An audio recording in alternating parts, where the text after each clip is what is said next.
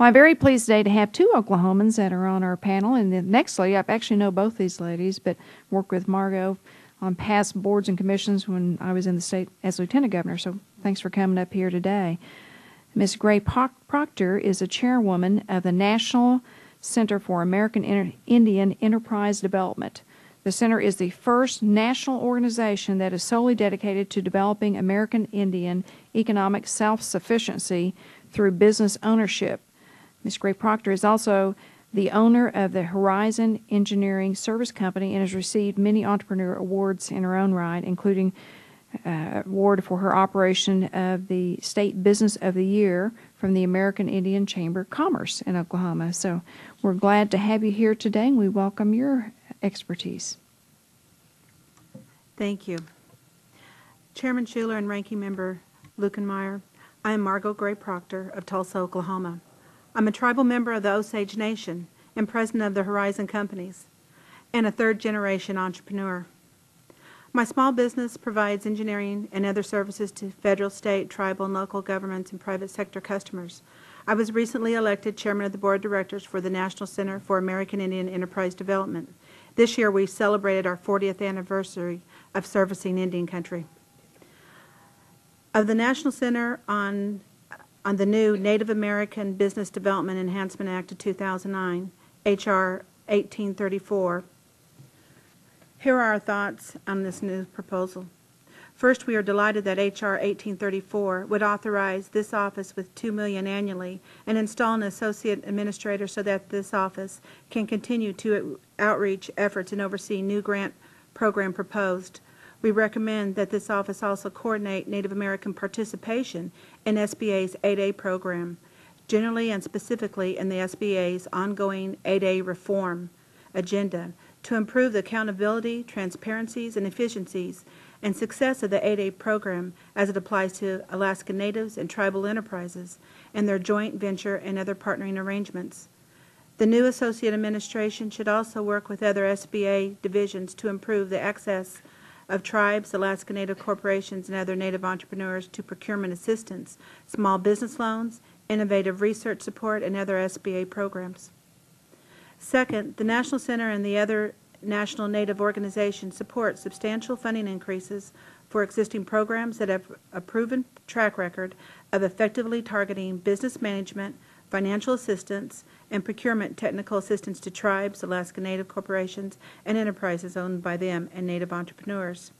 We support Section 2 of H.R. 1834 and applaud the sponsor's recent decision to increase the authorization to $15 million for FY 2010 and $17 million for FY 2011 for a new program of grants and to entities designated for funding.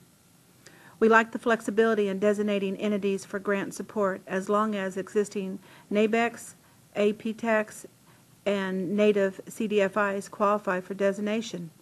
If grant funding is made available before SBA finalizes new regulations to designate future grant recipients, we recommend that the Associate Administrator distribute those grants funds prorated to existing Native business and procurement assistance centers. Section 3 of H.R. 34 would authorize $7 million in each of the funding years 2010 and 11 for additional grants for which only existing SBDCs would be eligible if they operate in states with Native American population or at least 1%. So SBDCs in 15 states would qualify. Ultimately, we would like to see more partnering between the SBDCs, the NABECs, and APTACs to cross-fertilize their respective capabilities and training. Therefore, we think it would make sense to require or encourage SBDC to partner with the NABEC, APTAC in applying for grant under Section 3. The National Center speaks from experience. We are the longest-serving Native business development assistance provider in the United States. The National Center has evolved into a national organization with nonprofit business and procurement technical assistance centers nationwide that support our mission to develop American Indian private sector as it means to help our Native communities become self-sufficient. Our board of directors consists of tribal businesses and political leaders who have always played a pivotal role in spurring small business growth and breaking down and barriers impeding Native companies' success. The National Center operates 3 NABECs, and several offices function as American Indian Procurement Assistance Centers. All are staffed primarily by Native American businesses and procurement consultants with experience and training to deal with business challenges unique to Indian country, as noted in my written statement. We have a great track record of having assisted 80% of the tribes in the lower 48 states and more than 25,000 Native enterprises and trained over 10,000 tribal members. Over the last 4 years alone, the National Center has helped its clients capture $2.5 billion in contract awards and financing, translating to over 50,000 jobs. The National Center was the first Indian business enterprise funded by the Minority Business Development Agency after it created in 1971. The new MBDA now funds 30 minority business centers nationwide and has supported 8 NABECs until last year. There are only now 6 NABECs, and we operate 3 of them in Arizona, California, and Washington State. There used to be NABECs in Minnesota and North Carolina. Mr. Chairman, the first North Carolina NABEC was operated by the Eastern Band of Cherokees, but the funding was very low and they did not seek renewal when MBDA re-advertised it. The National Center did operate it, the NABEC, and we won, but we soon realized why the Eastern Band lost interest. You see, under the Bush administration, MBDA instituted a strategic growth initiative and directed its centers to help larger companies that were capable of winning larger contracts in business financing, presumably so that there would be more bang for the federal buck invested in its centers.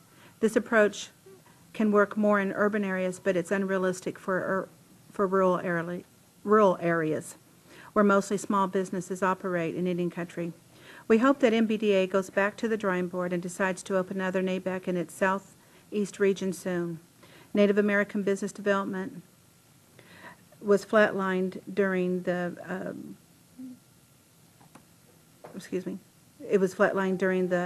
Bush administration, and so we are looking at more additional millions to support the minority centers. By comparison, the SBA has received substantial increases in recent years for its small business development centers. This funding disparity is what prompted the National Center to make the case for the need to elevate Native American business development issues within the Commerce Department and at the SBA. At our RES conference this year, we had over 25,000 individuals, 320 exhibitors for 2 days of business workshops, a day-long procurement pavilion with hundreds of bid matching meetings. Several national Native organizations recommended that Congress, 1, authorize and adequately fund SBA's Office of Native American Affairs, and 2, provide substantially more funding for business assistance centers devoted specifically to the business development needs of Indian country. We are delighted that Congress is responding so quickly. In closing, I want to thank the subcommittee for inviting the views of the National Center as the longest-serving small business assistance provider with the broadest reach in Indian country. We look forward to working with you and your staff on this important Native American entrepreneurial development proposal as it proceeds through the legislative process.